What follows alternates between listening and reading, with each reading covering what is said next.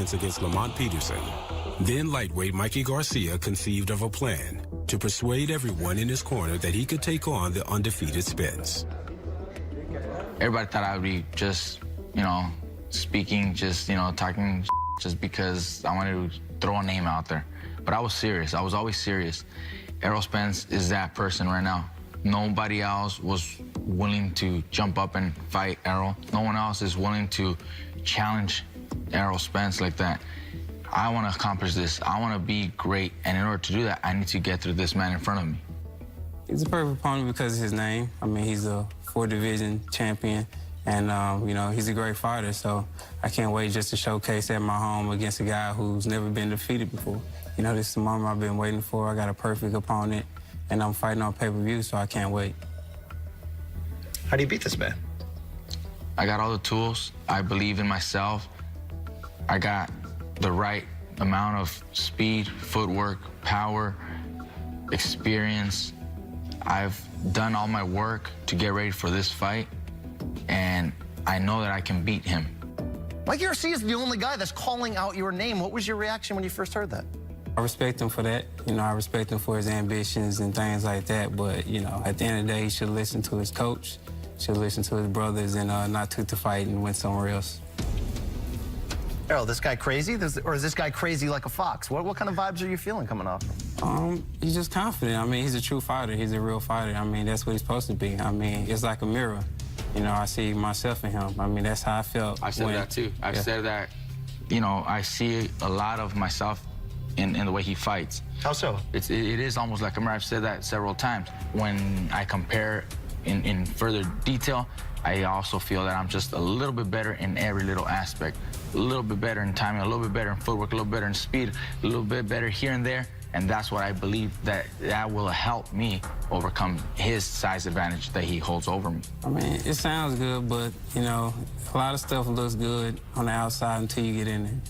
I mean, I like his confidence. I admire his confidence. I want him to have that same confidence when we get in the ring and the bell rings. I mean, he thinks he has better footwork than me. Think he's faster than me. If I can get you out of there, I can end the night early and go home to my kids early. That's what I'm going to do, whether it's in the first round or the 12th round.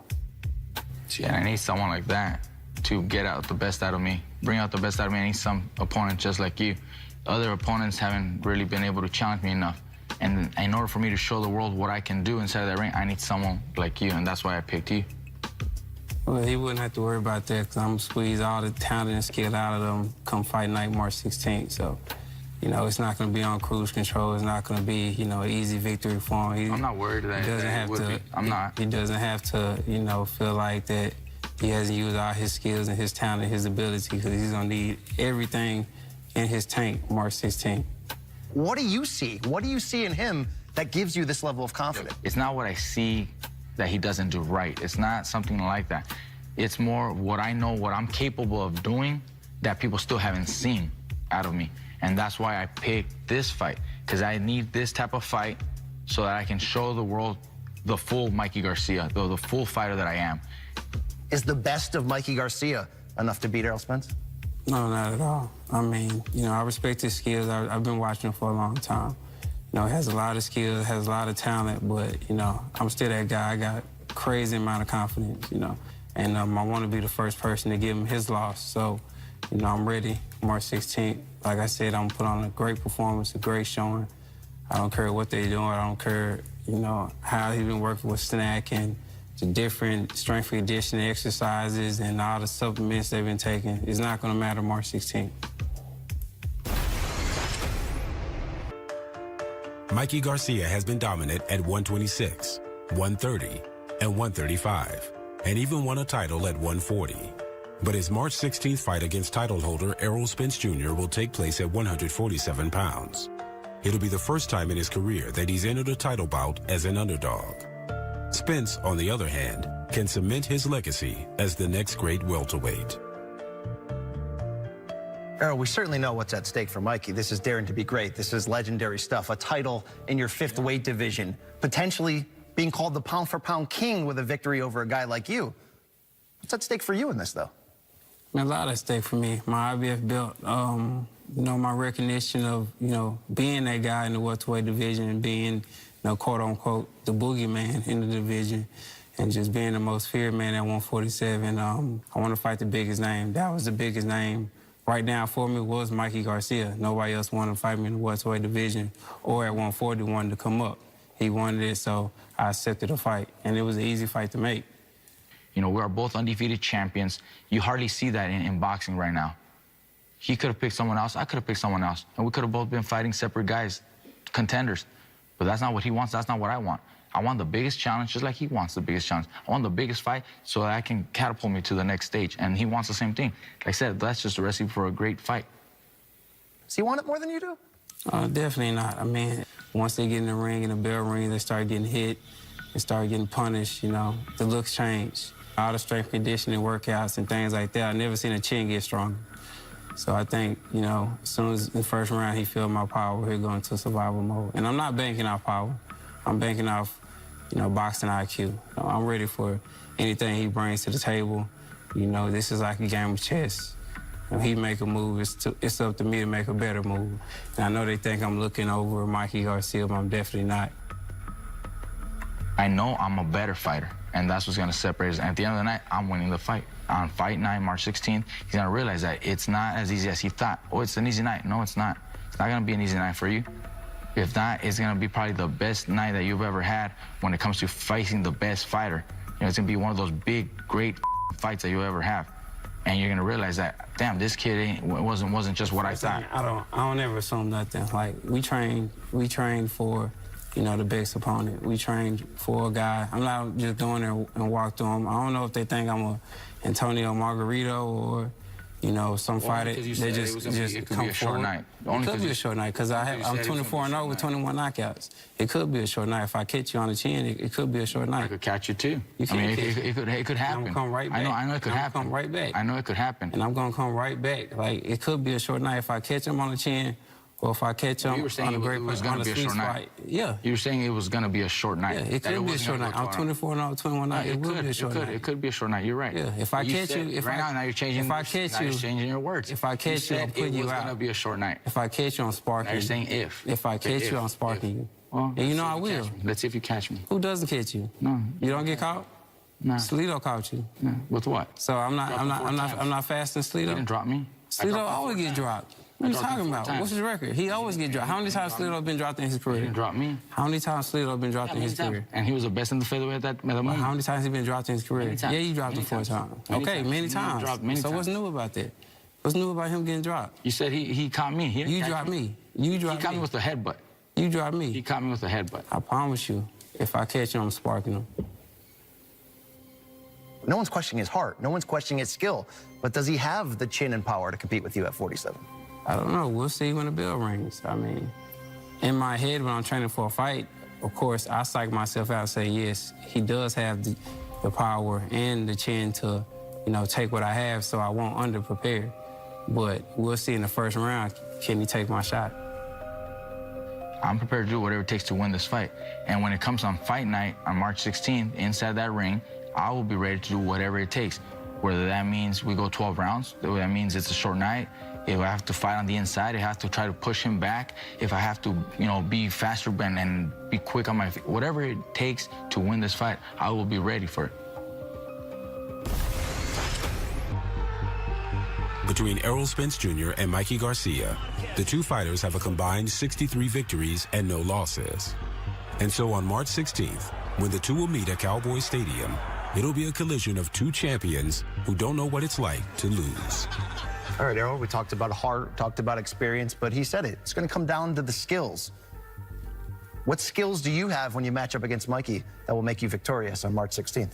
I have all the skills. I don't think, like he said, he has 39 fights, so if nobody brung out, you know, he has different skills and different talent that people are still waiting to see, then I'm waiting to see that too. You know, I have the skills. I think I have great footwork. I have great speed, great power. Have I needed to use my speed in any of my fights? No. Have I needed to use my footwork in any of my fights? No. Like he said, hopefully he bring out the best in me where I have to use angles and use my speed and use different movements.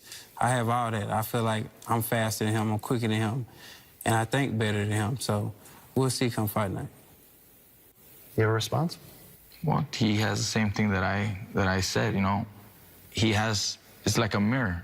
Okay, if it's like a mirror, it's like then, a mirror. How do you beat this guy? I just see that I'm a little bit better in everything. Whether it's, like I said, the footwork or the timing, the speed, whatever it may be, I'm going to be a little bit better than he is. That's what makes this fight such a great fight. But I know that I'm a better fighter overall.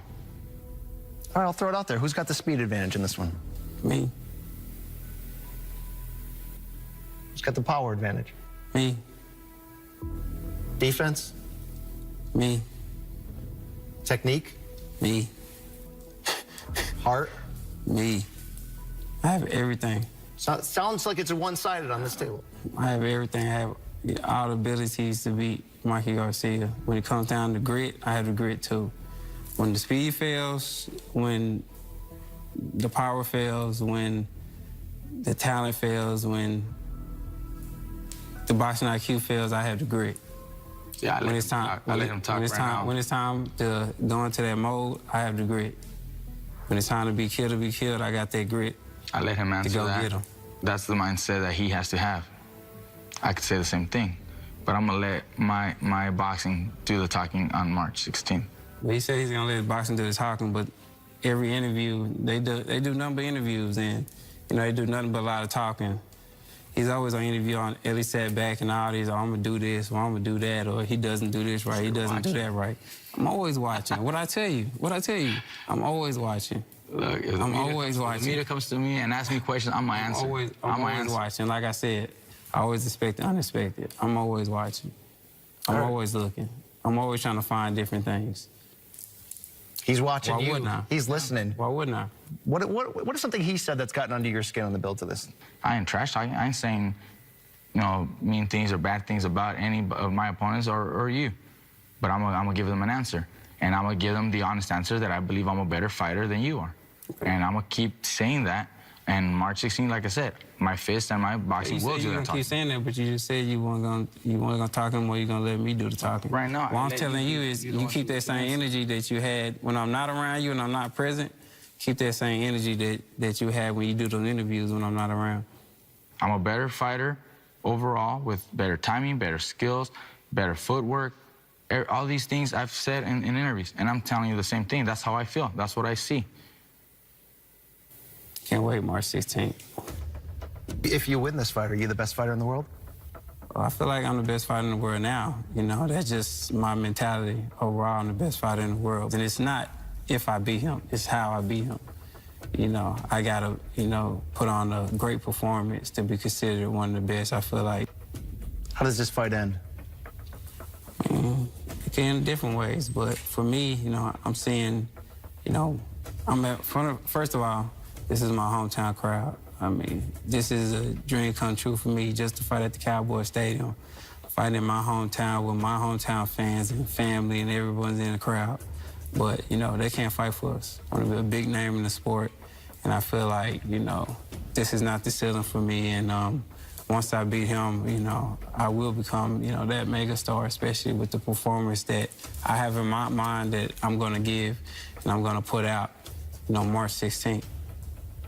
I like the confidence. I know he sees himself as a great fighter. I know he sees himself as a better fighter, and that's what I want. I don't want to have an easy night against someone that goes down and takes a knee, because that doesn't excite me. That doesn't do anything for my legacy. That's not going to help my legacy, you know? And I want this kind of fighter. I want this exact fighter so that he can get the best out of me as well.